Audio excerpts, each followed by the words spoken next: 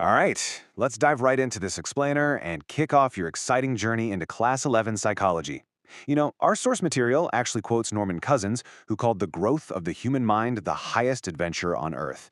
And honestly, that is exactly what we're embarking on today.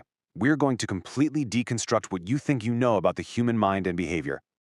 So here's our quick roadmap for today. We'll start by going beyond common sense, then we'll define the actual science, look at its tale of two sciences, map out some branches of the field, and finally, apply psychology to everyday life. Okay, Part 1. Beyond Common Sense and Deconstructing Beliefs. A lot of people step into this class thinking psychology is, well, basically just mind reading, maybe a bit of astrology, or just simple common sense. So let's tackle that assumption right out of the gate with two very popular sayings. Let's say a really good friend of yours moves away to a distant city.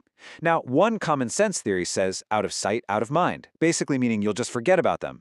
But another theory argues distance makes the heart grow fonder, meaning you're actually going to miss them more. So here's the million-dollar question. Which one is actually true? Well, think about it. If you end up making new friends, you'll probably claim out of sight, out of mind.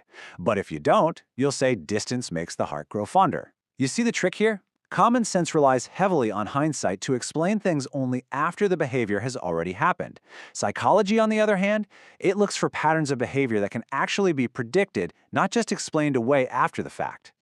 Moving right along to Section 2, defining the science. What exactly is psychology? If we look back historically, the term comes from two Greek words, psyche, meaning soul or mind, and logos, which means the science or study of a subject. So for a really long time, it was quite literally considered just the study of the soul. But actually scratch that. The field has evolved way beyond those early philosophical days. Today, we formally define modern psychology as a science that studies mental processes, experiences, and behavior in various contexts. It uses highly systematic methods from both the biological and social sciences to gather data and organize it into real, actionable knowledge. And to really wrap our heads around human nature, psychologists study some wildly extreme and varied real-life behaviors. I mean, what drives incredible feats of human resilience like Major HPS Ahluwalia literally climbing Mount Everest after being paralyzed waist down in a war? Or on the completely flip side, what micro-level phenomena lead sports fans to try and burn down a shopping complex after their team actually wins? Or what underlying experiences push young men into becoming terrorists seeking revenge? Psychology systematically digs into these profound, intense questions to better understand the vast spectrum of the human experience. Which brings us to Section 3, a tale of two sciences, natural versus social. Now, if psychology isn't just common sense, what kind of science is it exactly? Well, it essentially operates in two parallel streams. On one hand, it's a natural science, borrowing heavily from physics and biology to find objective cause and effect relationships. But on the other hand, it is deeply rooted as a social science because, let's face it, human behavior is messy. It happens within really complex socio-cultural contexts, and a single action can have multiple intertwining causes. All right, Section 4, branches of the field and specializations. Because human behavior is so incredibly complex, bridging both those natural and social sciences, the discipline is naturally branched out into specialized fields. For instance, cognitive psychology acts almost like studying the software of the mind. It investigates exactly how we acquire, store, manipulate, and transform information from our environment. It's all about attention, memory, and problem solving. Researchers in this branch often run lab experiments and even collaborate closely with computer scientists to understand artificial intelligence.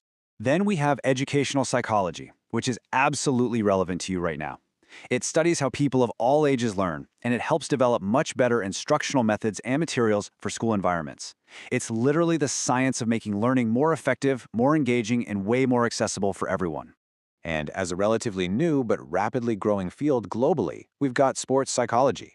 This one focuses entirely on applying psychological principles to crank up athletes' motivation and performance. It proves that winning a big game isn't just about physical strength, it's hugely dependent on managing your mental state.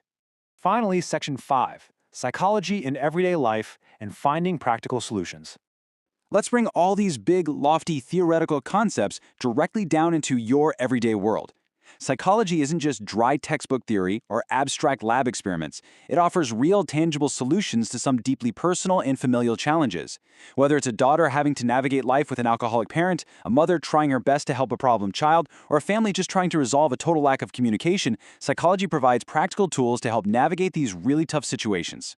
And for you directly, as a Class 11 student, these principles can be applied positively right this second. You can use this knowledge to develop killer study habits, dramatically improve your learning and memory, and crucially, alleviate the crushing stress of your upcoming examinations.